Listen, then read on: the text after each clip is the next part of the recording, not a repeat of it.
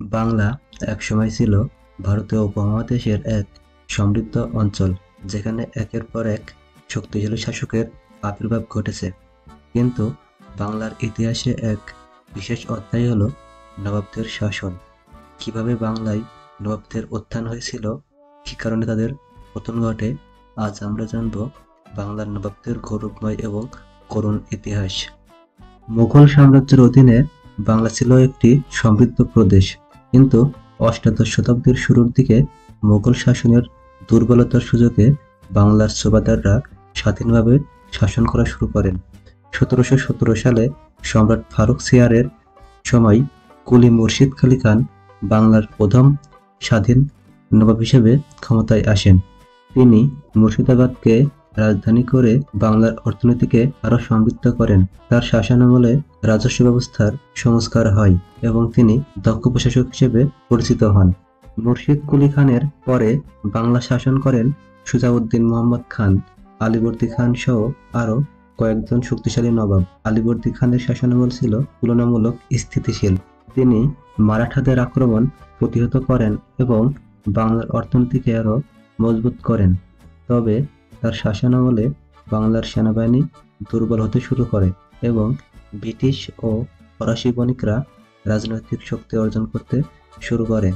তিনি সেনাবাহিনীতে পরিবর্তন আনলেও ইউরোপীয় শক্তির আধিপত্য ঠেকানো কঠিন হয়ে পড়ে। তার মৃত্যুর পর বাংলার নবাবদের জন্য শুরু হয় এক অন্ধকার অধ্যায়।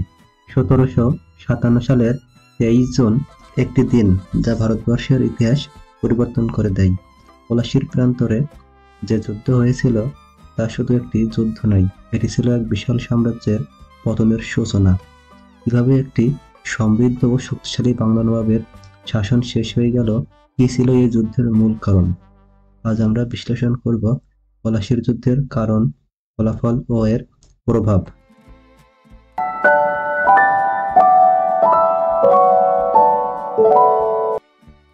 ১৮ শতকের মাঝামাঝি সময়ে বাংলার নবাব সিরাজউদ্দৌলা শাসনভার গ্রহণ করেন, কিন্তু ব্রিটিশ ইস্ট ইন্ডিয়া কোম্পানি ধীরে ধীরে বাংলায় নিজেদের আধিপত্য বিস্তার করছিল।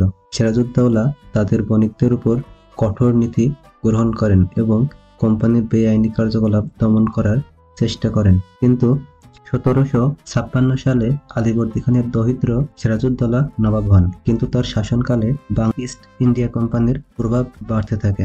সিরাজউদ্দৌলা ব্রিটিশদের বিরুদ্ধে কঠোর অবস্থান নেন এবং কলকাতার ফোর্ট উইলিয়ামে আক্রমণ চালান, যা কালাপানি নামে কুখ্যাত হয়। এই ঘটনার ফলে ব্রিটিশরা তাকে তাদের প্রধান শত্রু বিবেচনা করে, কিন্তু ব্রিটিশরা এতে ক্ষুব্ধ হয় এবং বাংলায় নিজেদের আধিপত্য বিস্তারের ষড়যন্ত্র শুরু করতে থাকে। নবাবের বিরুদ্ধে ষড়যন্ত্রে মীর জাফর, অমিজাদ, জগৎ শেঠ ও রাজবল্লভের মতো ব্যক্তিরা যুক্ত হয়। ব্রিটিশদের লক্ষ্য ছিল সিরাজউদ্দৌলাকে সরিয়ে তাদের অনুগত একজনকে নবাব করা। ১৭৫৭ সালের ২৩ জুন পলাশীর প্রান্তরে যুদ্ধ শুরু হয়। সিরাজউদ্দৌলার বাহিনী ছিল প্রায় ৫০,০০০ সৈন্যের বিপরীতে ব্রিটিশদের মাত্র ৩,০০০। কিন্তু এই যুদ্ধের আসল রূপ ছিল বিশ্বাসঘাতকতা। মীর জাফর ও তার অনুগত সেনাপতিরা যুদ্ধের সময় নিষ্ক্রিয় থাকেন এবং সিরাজউদ্দৌলার বাহিনী পর্যুদস্ত হয়।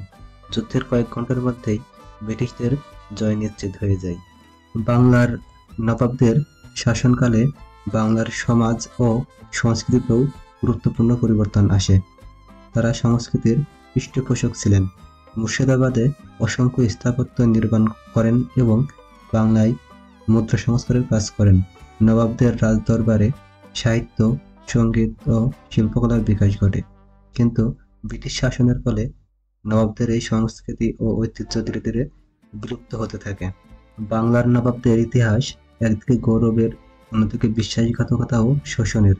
যদি মীর জাফরের মতো বিশ্বাসঘাতকরা না থাকতো, তবে হয়তো ভারতের ইতিহাস ভিন্ন হতে পারত। বাংলার নবাবদের পতন কেবল একটি সাম্রাজ্যের পতন ছিল না, এটি ছিল এক সমৃদ্ধশালী সভ্যতার পরিচয়।